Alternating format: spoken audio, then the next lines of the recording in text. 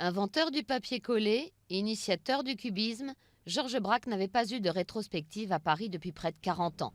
Pour le Grand Palais, qui lui consacre 3 mois d'exposition, c'est presque une mission d'intérêt général. Je pense qu'il y a toute une génération qui n'a jamais vu l'œuvre de Braque au complet, enfin en tout cas dans tous ses développements.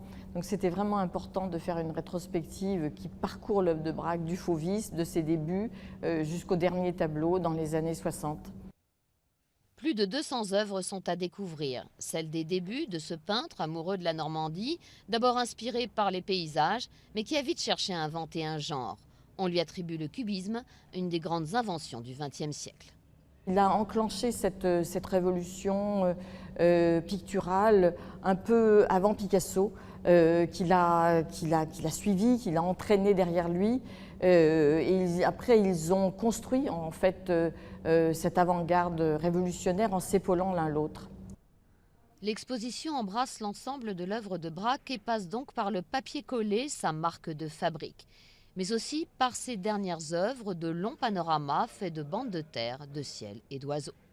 Il y a des œuvres qu'on n'a jamais vues depuis l'époque de leur création, des natures mortes des années 20, des séries des derniers oiseaux aussi, les ateliers aussi, le fameux cycle des ateliers qui est entièrement reconstitué ici et pour moitié dispersé dans des collections publiques européennes et dans des collections privées européennes également.